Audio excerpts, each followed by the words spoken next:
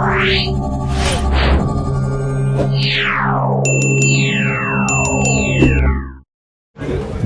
गोपाल कांडा, भाई गोपाल कांडा, शेर आया, हरियाणा शेर आया, भाई गोपाल कांडा, भाई गोपाल कांडा। महाराजा अग्रसेन जी की जय हो, देवी माँ लक्ष्मी जी की जय हो, सर्व समाज की जय हो।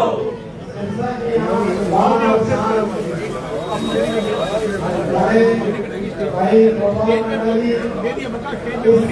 मेरे समारोह में महाराजा अग्रसेन जी और माँ लक्ष्मी के श्री चरणों में सर्वसम्मान कर रहे हैं।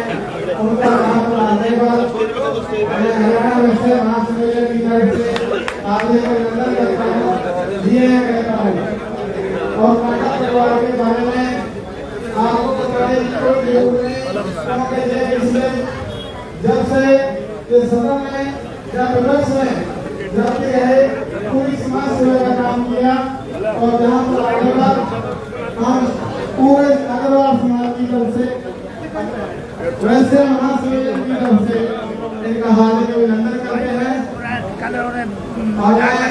निवेदन करता हूँ भाई गोपाल कांडा जी को पगड़ी पहनाकर इनका सम्मान करेंगे। हमारे अखिल भारतीय महासम्मेलन महासचिव श्री रमेश अग्रवाल जी, हमारे जिला अध्यक्ष श्री अशोक पासवान जी और भी शहर के अन्य गणमान्य व्यक्तिगण सभी से निवेदन के भाई गोपाल कांडा जी का पगड़ी पहनाकर भाई गोपाल कांडा, भाई गोपाल कांडा, निवेदन करता हूँ भाई गोपाल कांडा जी को पगड़ी पहनाकर इनका सम्मान करेंगे। हमारे अखिल भारतीय महासम्मेलन महासचिव श्री रमेश अग्रवाल जी, हमारे जिला अध्यक्ष श्री अशोक पासवान जी और भी शहर के अन्य गणमान्य व्यक्तिगण सभी से निवेदन के भाई गोपाल कांडा जी का पगड़ी पहनाकर भाई गोपाल कांडा, भाई गोपाल कांडा, शेरे हरियाणा। आपको मैं बता नहीं सकता कितनी बड़ी जीत आपकी गांव से होने वाली है। और सिरसा की कल भी गोविंद रात को 1:30 बजे आया था गांव से मोची वाली से, और आज भी मैं अभी बाजे कहां से सीधा आ रहा हूँ, बड़ी मुश्किल से रिक्वेस्ट करके कि भैया मुझे समाज का प्रोग्राम है, सभी साथी वेट कर रहे हैं, और सभी को और आपके बीच में देरी से आने के लिए क्षमा।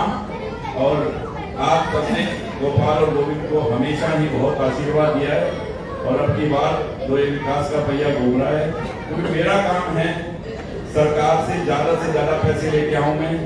आपको पता है सरकार कोई भी हो, आपका भाई हर सरकार से काम करवाना चाहते हैं, ये आपको मालूम है। ये अपनी अपनी समझ होती है, और एक बढ़िया का बेटा हूँ, आपको पता ही, मतलब मुझे पता ही होगा काम कैसे करवाना है।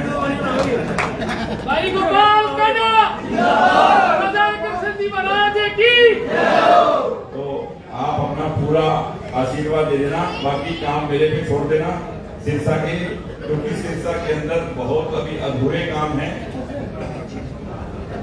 पूरे भी हो गए।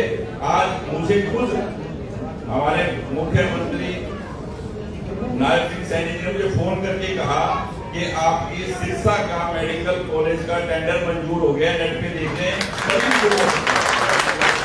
मुझे कहा कि कभी भी आप लगा आचार संहिता लगी हुई है, पर कभी भी शुरू हो सकता है, कभी भी आप शुरू करवा सकते हैं। देखो वो तो जरूरी था ही, काम बहुत जरूरी थे। स्टोन वाटर का काम हुआ, पहले 35-40 करोड़ का टेंडर हुआ, 40 का बाद में हुआ, आधे शहर में हो गया, आधा भी काम पेंडिंग है। शहर के बहुत से काम चल रहे हैं, टेंडर हो चुके हैं, पर इतना पैसा हमारे सिरसा में जो आया है इस 5 साल में, वो पिछले 50 वर्षों में इतना पैसा सिरसा में नहीं आया। सिरसा में और सिरसा के गाँव में जो पैसे आए हैं, क्योंकि आप सबको पता है कमेटी में अभी भी 2 करोड़ को पैसे ऊपर पड़े हैं, और गाँव के पैसे अलग हैं। ये आचार संहिता 1 महीना पहले ना लगती, और बहुत से काम अभी तक पूरे हो चुके होते, पर वो सारे के सारे टेंडर पास करके सब काम होने हैं। अब की बार सिरसा में एक ही काम जो नहीं है, वो सिरसा में रोजगार नहीं है। युवाओं के पास बेरोजगारी बहुत है, माँ बहनों के पास, भाइयों के पास, नौजवान साथियों के पास रोजगार नहीं है। तो इसके लिए मैं सरकार से, चाहे केंद्र सरकार से, हरियाणा सरकार से निवेदन करूंगा कि सिरसा के पास बहुत जमीन है, किसी भी रोड पे देख लो हजारों एकड़ लैंड मिल सकती है। आप SEZ बनाएं, आप कोई भी बंदी की कर्ज पे या किसी भी तरह आप यहाँ SEZ बनाकर GST इनकम टैक्स की रिबेट दें, ताकि इंडस्ट्रीज आए दिल्ली से और अपनी इंडस्ट्रियां लगाएं बड़ी।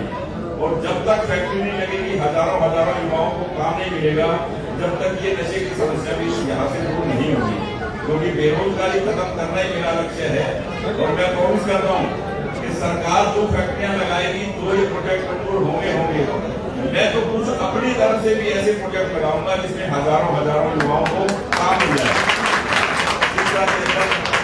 कैसे तरक्की हो, कैसे प्रोग्रेस हो, कैसे इसकी आसपास की जो भी हमारे काम और पेंडिंग है वो पूरे हो। ये विकास का भैया जो सिलसिला शुरू हुआ है, इसको और भी गति आप देने के लिए अपने भाई को, अपने बेटे को, गोपाल को बहुत आशीर्वाद दें आपकी बात, क्योंकि ये जीत आपकी बहुत बड़ी जीत होनी चाहिए, ताकि विकास का सिलसिला चलता रहे। और आपके बीच में जो मैं देरी से पहुंचा, उसके लिए मैं सभी मेरे साथियों से क्षमा प्रार्थना करूंगा, क्योंकि ठीक है मैं अपने वोट मांगते घूम रहा हूँ, पर आप लोगों को इतना इंतजार करना पड़ा, तो उसके लिए बहुत बहुत क्षमा। और ये समाज सेवा का, क्योंकि मेरी निगाह में जो राजनीति एक समाज सेवा है, आपके गोपाल और गोविंद पे इस हिंदुस्तान में कोई लांछन नहीं लगा सकता कि किसी से लाख रुपया लिया है, और ना ही मेरी ऐसी सोच है। मेरी सोच है सिर्फ विकास की।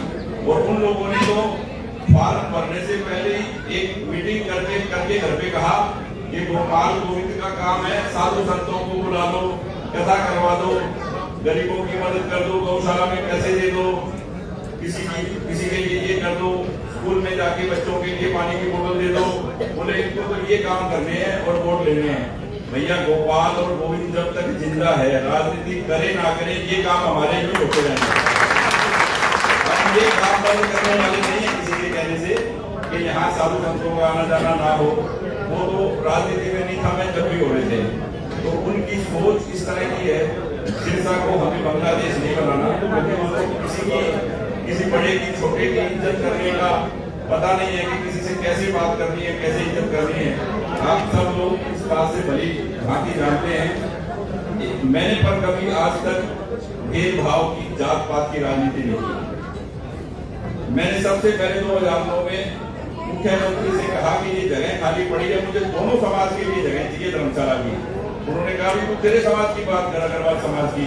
मैंने कहा नहीं, बराबर का समाज है हमारे यहाँ रोडवन समाज, मुझे इसके लिए भी जगह चाहिए, अग्रवाल समाज के लिए भी चाहिए, रोडवन समाज के लिए भी चाहिए। तो बोले कि इसका 20,000 रुपए सर्कल रेट है। डीसी से पता किया, बोले 20,000 रुपए सर्कल रेट है, इतने पैसे है। मैंने कहा भी इसका कानून बनाओ कि पूरे हरियाणा में किसी भी समाज को धर्मशाला के लिए अगर जगह चाहिए तो सर्कल रेट का 10% लगे। आपको इस बात का फक्र होना चाहिए, नाज होना चाहिए दोनों समाज को, कि आपके भाई गोपाल ने कैबिनेट में बैठ के पूरे हरियाणा की एक पॉलिसी तय की कि किसी भी समाज को पूरे हरियाणा में धर्मशाला के लिए जगह अगर सरकार से मिलेगी और वो लेगा तो सर्कल रेट का 10% लगेगा। अब 10% का भी 50-50, 40-40 लाख रुपया हो गया। तो वो मुझे कहने लगे मुख्यमंत्री जी कि भैया ये पैसे कौन देगा।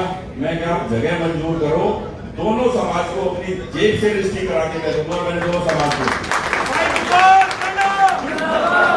मैं कभी भेदभाव की, जात पात की राजनीति नहीं करता, क्योंकि हमारे खून में नहीं है। महाराजा अग्रसेन जी ने हमें ये सिखाया है कि जो उनके पास आया, जो उनके साथ आया, जो उनके उस काल में अग्रोहा में आया, तो उन्होंने ये कहा कि अगर 50,000 लोग, 1 लाख की आबादी थी, तो इसको 1 रुपया और 1 ईंट दे दो, ताकि ये बराबर का लाख ईंटें, वो लाख रुपए उसके पास अपना